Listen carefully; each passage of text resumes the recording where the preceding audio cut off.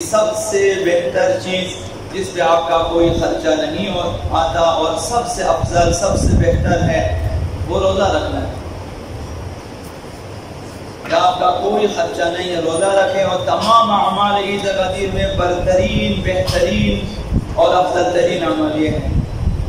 ممکن ہے کہ آئندہ سالوں میں یا بیماری کی وجہ سے یا موت کی وجہ سے یا سفر کی وجہ سے روزہ نہ رکھ سکیں،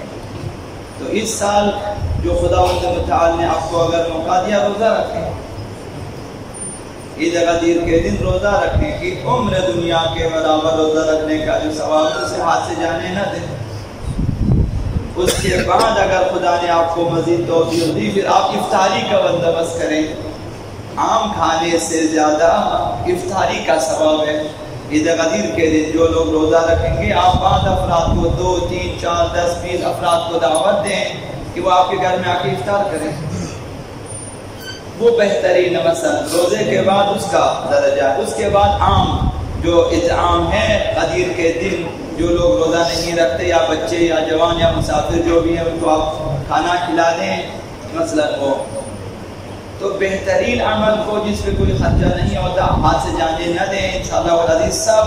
جو ہے روزہ رکھیں گے اور ہر کسی کے کہنے پہ افطار بھی نہ کریں۔ اس کو ایک جو ہے مزاح کے طور پہ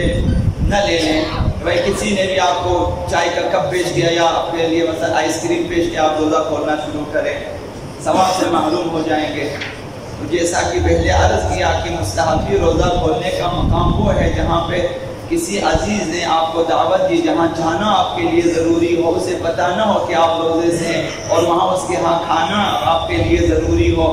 تب آپ اسے بتائے بغیر اپنا مستحبی روزہ کھول دیتے ہیں۔ اس کی خاطر ایک مومن کی عزت آبرو اور اس کی دوستی کے خاطر وہاں آپ کو مثلا روزہ رکھنے کا بھی ثواب مل جاتا ہے۔ ابھی ہر کسی کا دل میں کہ بھائی کاش کوئی مجھے دعوت دے، صبح 8 بجے روزہ رکھے، کاش کہ 10 بجے کوئی مجھے دعوت دے کہ میں روزہ کو ثواب بھی مل جائے، تو اس خیال میں نہ رہیں۔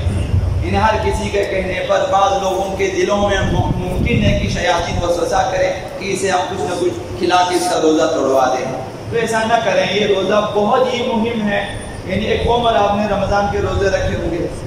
ابھی یہ عمر دنیا کے برابر کا روزہ ہے۔ آپ نے 10-12 گھنٹے روزہ رکھنا ہے، زیادہ زیادہ میرے خیال میں شاید 12-14 گھنٹے ہوں گے، شاید وہ بھی طولانی ترین دن ہے آج، آئندہ اس میں بھی کچھ کمی ہو جائے گی، اسے ہاتھ سے جانے نہ دیں۔ تو آگے ایک اور عمل ہے وہ کھانا کھلانا ہے عید الفطر کے دن۔ عید الفطر کی شب اور روز دونوں میں جو ہے کھانا کھلانا بہت ہی ممتاز حیثیت رکھتا ہے۔ اگر امام صلی اللہ علیہ وسلم فرمایا کہ اصل روز اطعام ہے، کھانا کھلائیں، لیکن کوشش کریں غریبوں کو کھلائیں۔ ہمارے مملکت کے اصول کے تحت نہ جائیں کہ یہاں جو امیر ہے وہی کھاتے جائیں، ایسا نہ ہو، غریبوں کو کھلائیں۔ یہاں غریبوں کو دعوت دیں جو لوگ جو آپ کے خیال میں نادار ہیں۔ ابھی عید الفطر کا جو کھانا ہے یا مثلا جو ہے ہم لوگ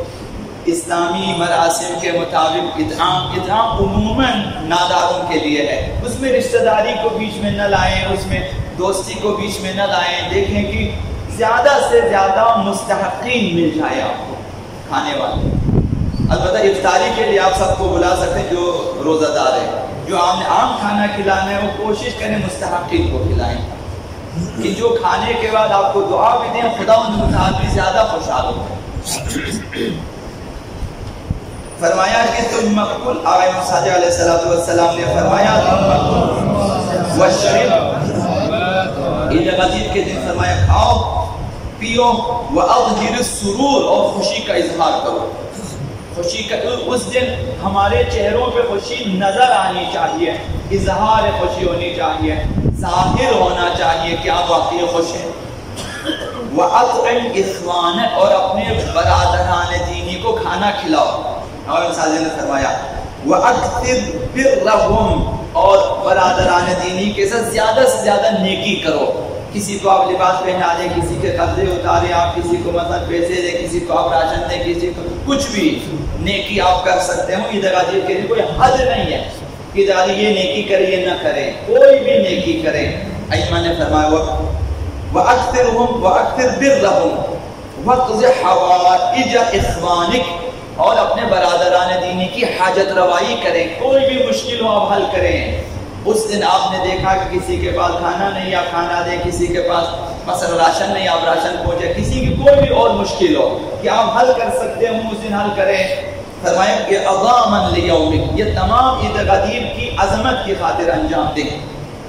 تو لہذا اعمال کی کوئی حد نہیں ہے، جو بھی نیکی آپ کر سکیں برادران دینی کے ساتھ آپ کو کرنا چاہیے۔ وَخِلَافًا عَلَى مَا أَظْهَرَ فِيهِ الْاغْتِمَامُ وَالْحُزْنُ، ان لوگوں کے برخلاف یہ کام انجام دو جو لوگ عید غدیر کے دن غم مناتے ہیں، انہیں دکھ ہوا ہے کہ آپ امیر المومنین کو کیوں ولی بنایا، انہیں اس بات کا غم ہے۔ یہ بہت طولانی داستان ہے کہ جنہیں کس قدر تکلیف ہوئی آقا امیر المومنین کو ولی بنانے کے بعد، ان میں شامل نہ ہو جائیں۔ اس دن اگر خوش نہ ہو تو کم و بیش آپ ان کی طرفداری